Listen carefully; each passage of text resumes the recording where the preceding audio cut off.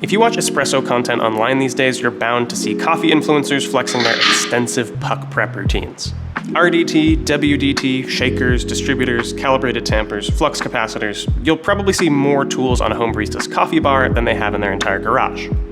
Back in my day, we used to just give the portafilter a tap, a tamp, and call it a day. So, do all of these extra steps and tools really help you get better espresso? Well, let's run a side-by-side test to get a clearer picture.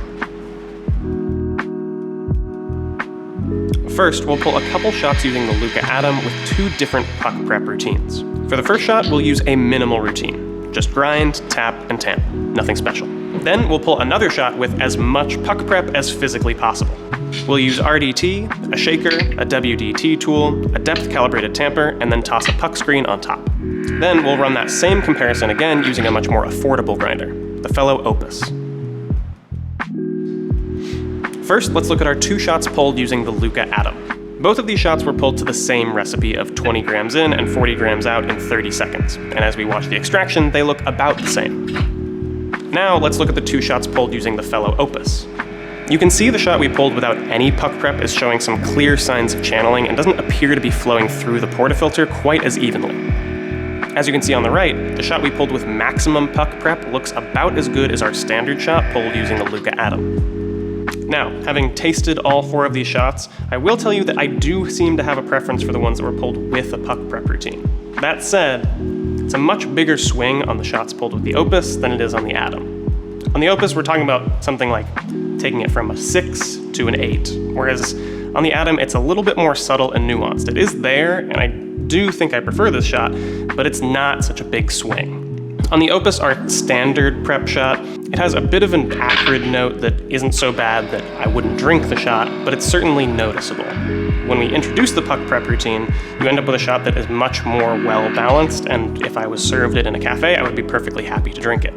On the Atom, we're not removing any glaring flaws, but we are definitely having an impact on the extraction.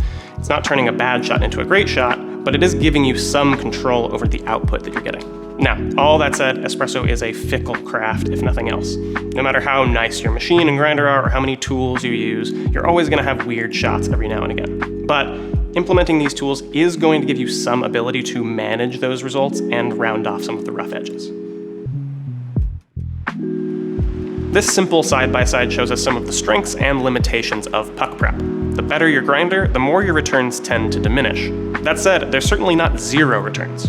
Having pulled what feels like thousands of shots on camera where we often can't move on until we get a shot with a beautiful extraction, I can tell you that even with the best equipment, these extra steps can take issues like channeling from unlikely to exceedingly rare.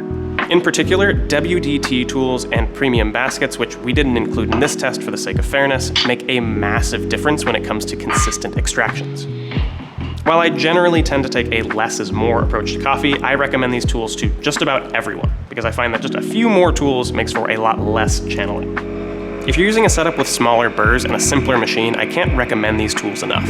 Without them, we'd probably be here filming for an extra hour every day. We have access to some amazing affordable grinders these days, like the Encore ESP, the Sete, and the Mignon. Smaller burrs may have their limitations, but the amazing thing is that most of these limitations can be overcome with a spritz of water, around $100 in tools, and a little know-how. Puck prep is key to a good shot of espresso, but depending on how nice your grinder is or how much you care, you can probably get away with doing the bare minimum. I'm willing to bet that you didn't get this far into the world of espresso without being a little bit of a perfectionist though, so I hope you care at least enough to tap subscribe and stick around for our future espresso experiments. If you're interested in more testing on how WDT affects extraction, you should watch our recent video, Do You Really Need WDT? As always, thanks for watching.